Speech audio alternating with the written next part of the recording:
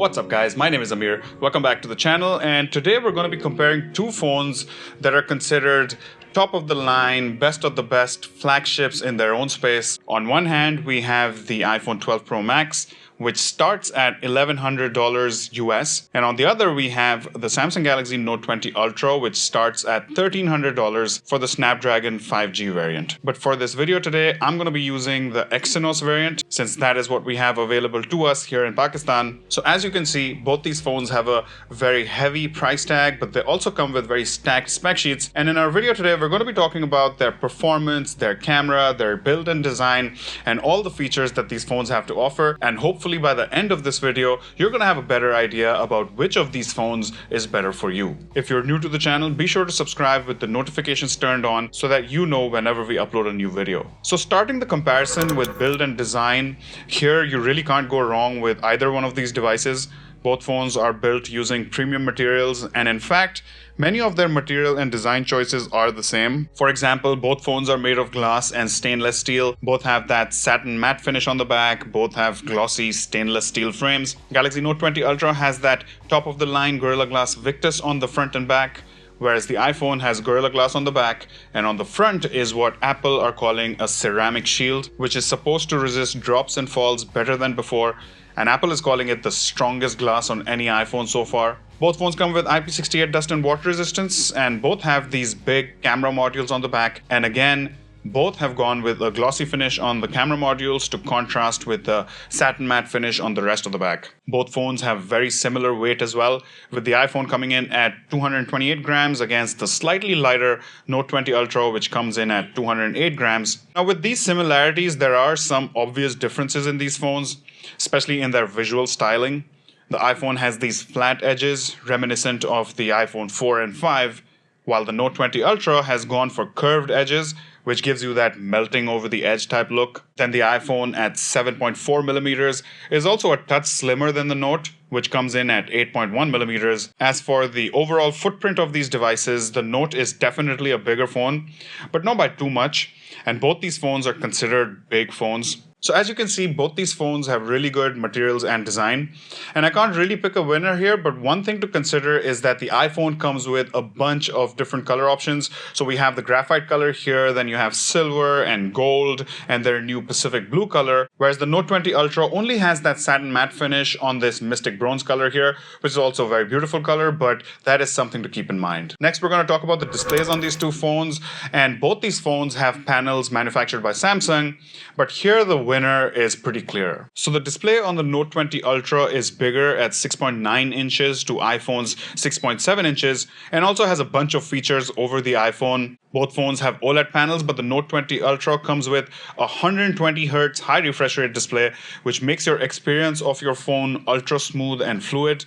This display also has a max resolution of 1440p or Quad HD, but at this max resolution, the display will revert back to 60 Hz. You're going to have to use it at 1080p if you want to use the 120 Hz refresh rate. The iPhone, however, didn't ship with any high refresh rate ProMotion display this year either, owing to battery concerns and supply constraints, and this was a huge bummer. Then we have that huge notch, which the Android space ditched a while back. But this is not, strictly speaking, a downside, since many people consider this notch part of that iPhone look, and it is necessary to house the Face ID sensors and the selfie camera. But still, I think hole punch cutouts are just more 2020 and look much cleaner, and many of you prefer them in your phones. At the end of the day, both these phones have high quality and beautiful displays, but if I had to pick one, I would go with the Note 20 Ultra because it has that bigger display with a high refresh rate and also a hole punch cutout. Now we're going to move on and start talking about the performance. So let's first look at the spec sheet here. So the iPhone 12 Pro Max comes with Apple's own A14 Bionic chip, which is based on a 5nm fabrication process, while the Note 20 Ultra has an Exynos 990 here in Pakistan, but internationally it comes with a Snapdragon 865 Plus, both of which have been fabricated on a 7nm process. Then the iPhone has 6 gigs of RAM, whereas the Note comes with 8 or 12 gig RAM variants. The iPhone starts at 128 gigs of base NVMe storage, whereas the Note 20 Ultra starts at 256 gigs of UFS 3.0 storage. The iPhone can take a nano SIM plus an eSIM, whereas the Note 20 Ultra has hybrid SIM with SD card expansion mention as well. But in terms of performance, I think we are in iPhone territory simply because of that Apple A14 Bionic chip, which is more powerful as well as more efficient than the processors that we get in the Android space. In fact, it is widely believed that Apple's processors are up to 2 generations ahead of the processors in the Android space. And you can see this difference using synthetic benchmarks like Geekbench 5, where the iPhone absolutely demolishes the Note. We see the same on Antutu benchmarks. But this doesn't mean that the Note 20 Ultra is underpowered or slow. Both these phones are really fast. Both load apps really quickly. Some even load faster on the Note. And both these phones will easily handle all your daily use apps and even heavy games. But we're talking about core performance. The A14 Bionic is just more powerful. And this difference matters more when talking about resource-intensive tasks like video rendering or augmented reality applications. Then we have Apple's software and hardware integration, which leads to better optimization than we see in the Android space. The Note does trump the iPhone with more RAM and expandable storage, but even with 6 gigs of RAM, the iPhone manages its RAM really well.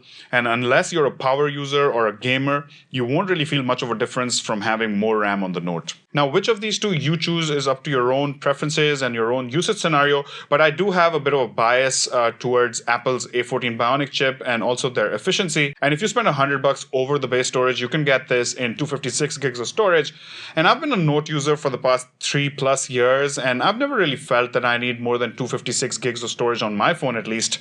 So I am going to pick the iPhone 12 Pro Max here, but for power users and gamers in the Android space, the Note 20 Ultra is also a very good option. Now moving on to the speakers, both these phones come with dual stereo speakers. The Note does get louder than the iPhone, and it also has fuller sounding sound, whereas the iPhone has good bass but also an emphasis on treble. To my ears, the Note 20 Ultra sounds better. Let's now go ahead and talk about the user interface experience. And since we're talking about the iPhone as well, we need to talk about the ecosystem, because we all know Apple is all about that ecosystem. So on one hand, we have the Note 20 Ultra, which comes with Android 10 and Samsung's own One UI 2.5, which is one of the best interfaces in the Android space right now. And on the other, we have Apple's iOS. Now, both these interfaces have their strengths. Android is more customizable. You can modify it according to your own needs with custom launchers, fonts, icons, like I've done here. So Android is generally considered a more open ecosystem. Then we also have the S Pen, which is an integral part of the Note's interface. And it's also unique to Samsung's Note lineup and one of its biggest draws. For me, the S Pen is a huge selling point because I can use it to take notes on the screen. I can use it for my spreadsheets or like a cursor for more granular control. Now, you're not really going to be using the S Pen every single day, but there will be certain situations where this S Pen does come in very handy. Then we also have Samsung DeX, which enables you to wirelessly connect your phone to a compatible TV. And while connected to an external display, you can use the display of the Note as a trackpad as well. So I thought that was very useful. On the other hand, Apple's interface and ecosystem are very closed. You can only make modifications that are permitted by Apple, and iOS has also been designed as an idiot-proof interface for its ease of use. So whether it's a child or a tech enthusiast or grandpa technophobe, everyone just gets it. Then there's that ecosystem. So if you buy an iPhone, you can FaceTime and iMessage other iPhone users. And if you're a Mac user like me, then your iPhone seamlessly integrates with your computer. And then you can get other Apple products like an Apple Watch or AirPods. And all these products and services are designed to work seamlessly together. Now, like I said before, One UI 2.5 is one of the best Android interfaces out there. And it's not difficult to use by any means, but I think Apple's ease of use and a superior ecosystem make an awesome package. So I think, again, we have a tie here because with the iPhone, you get optimization, ease of use, and that superior ecosystem. But with the Note, you get a more open ecosystem, more control over your software experience and customizations, and also that S Pen that can be very useful in certain situations. Now, moving on to the battery and charging setup, the Note 20 Ultra has a 4,500 milliamp hour battery with 25 watts of super fast charging, whereas the iPhone 12 Pro Max has a 3,687 milliamp hour battery along with 20 watts of fast charging. Now, if you're an Android user, you must be thinking that the iPhone has such a tiny battery, but because of the efficiencies and optimizations that we talked about earlier and a power efficient A14 Bionic Bionic chip. This phone actually gives me really good battery life. On most days, I am left with 15 to 20% of battery still left in the tank at the end of the day, which I think is pretty good. On the other hand, even though the Note 20 Ultra has a bigger battery, it comes with two big power draws, a bigger display with 120Hz refresh rate, and a processor which is not as efficient as what you get on the iPhone. But even here, I was getting very decent battery life. Going through a day with a full charge was no issue at all, and if I use my phone lightly, I could make it beyond a day as well. Plus, it also has really good battery saving options. You can reduce the refresh rate, reduce the resolution, and there's also an ultra power saving mode. Now, talking about screen on time, with the Note, you can expect anywhere from 6 to 7 hours of screen on time. With the iPhone, you can expect 8+ hours of screen on time. Talking about charging speed, both these phones are very similar, around half battery in half an hour and full charge in around 1.5 hours. Now, both these phones also have wireless charging, but the iPhone has MagSafe this time around. The MagSafe charger attaches to the back of your phone magnetically and charges it at up to 15 watts. The Note 20 Ultra supports regular Qi wireless charging, but the Note also gives you another feature, which is wireless power share or reverse wireless charging. Rumor has it that the iPhone does have the hardware for it, and it may be activated in the future. But at least for now, there's no reverse wireless charging on the iPhone. And yeah, do keep in mind that the iPhone has no charger included in the box anymore, whereas the Note 20 Ultra comes with 25-watt super fast charging right out of the box. So if you just want better battery life, then the iPhone 12 Pro Max is a better option because of that efficient processor and a 60Hz display. But the Note 20 Ultra gives you features like reverse wireless charging, a high refresh rate display, a bigger screen, and a charging brick right in the box. Now, talking about the cameras, both these phones come with flagship grade camera hardware. So on the iPhone 12 Pro Max, we have a triple camera setup with a 12 megapixel wide angle camera that has an aperture of f1.6. Then we have a 12 megapixel ultra wide camera and a 12 megapixel telephoto camera. And on the front, there's a 12 megapixel selfie shooter. On the other hand, the Note 20 Ultra comes with a 108 megapixel wide angle main camera with an aperture of f1.8, a 12 megapixel ultra wide camera, and a 12 megapixel periscope telephoto camera. And on the front, we have a 10 megapixel selfie shooter. So the first thing I'm going to say is that it's definitely not just about the megapixels. If we compare side by side with the main camera, both these phones take really good images. Color reproduction with both phones is on point. Dynamic range on both phones is also really good. You can see here that even when directly pointed towards the sun, both cameras are resolving good details in the shadows. The iPhone does tend to produce slightly brighter images. One reason for this could be that wider f1.6 aperture. In indoor shots, the Note produces cooler tones while the iPhone produces warmer tones. The Note also gives a more saturated look while the iPhone has a more realistic look. Now, because of a physically bigger 108 megapixel sensor, the Note naturally has more bokeh, which looks beautiful, but this can also be an issue due to its narrow plane of focus with subjects up close where part of the image will be in focus and part of it out of focus. Moving on to the ultra-wide cameras, both phones have good results with no noticeable drop in quality or differences in color profiles. But because all three cameras on the iPhone are 12 megapixels, when you switch from ultra-wide to wide to telephoto, the transition is extremely smooth. Apple has really nailed it here.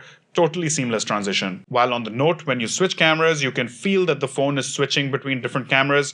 But here too, the detail and color balancing in all three cameras is on point. Talking about the telephoto cameras, iPhone 12 Pro Max gives you 2.5x optical zoom, whereas the Note gives you 5x optical zoom, and then it keeps going with that digital zoom all the way up to 50x hybrid zoom. Moving on to low light performance, I think both these cameras are really good, but to my eyes, the iPhone does produce better images.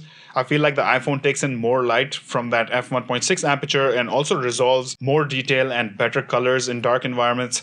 The iPhone also has a LiDAR sensor which helps to focus better in low light, whereas the Note comes with laser autofocus, which works really well when there is light, but in dark scenarios, it struggles sometimes. With the selfies, I honestly can't tell which is better. Side by side, both these phones produce really good images, good dynamic range, good color reproduction, good detail.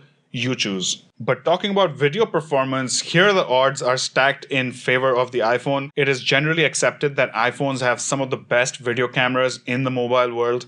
And with the 12 Pro Max, the stabilization is also really good. Here we have sensor shift technology, which is like the stabilization that you get in mirrorless cameras right now. While on the Note, the optical stabilization is lens-based. videos from the Note are also really good, definitely some of the best in the Android space that I've seen. But with the iPhone, you get features like 10-bit HDR and Dolby Vision HDR. So if I had to give a final word on the cameras, I would start by first giving props to the Note 20 Ultra. Its camera is really good. Definitely flagship grade. But since this is a comparison and I do need to choose a winner, I'm going to go with the iPhone 12 Pro Max. I think it's slightly better in low light. It has better videos. And DxOMark has also ranked the iPhone 12 Pro Max in their top 5 in their smartphone camera rankings, which is also very impressive. So now wrapping this long video up, the biggest strength for the Note 20 Ultra is that big 120Hz display. This phone looks absolutely gorgeous in this Mystic Bronze colorway, and MKBHD has given the Note his Best Design Phone of 2020 award. It looks good, has great specs, and has that S Pen. I think Samsung's Note 20 Ultra is the best Android phone of 2020. And then on the other hand, with the iPhone 12 Pro Max, you get premium build quality and feel, an amazing camera experience, especially for video, solid performance and efficiency, great battery life, and that Apple ecosystem. So which one of these phones are you going to choose? Let me know in the comment section below. I really do hope that this video was helpful for you in making your mind up. If you enjoyed this video, be sure to drop a like on it. If you want to support the channel, you can also share this video with your friends. That'll be it for this one. Thank you for watching, and I'll see you in the next video.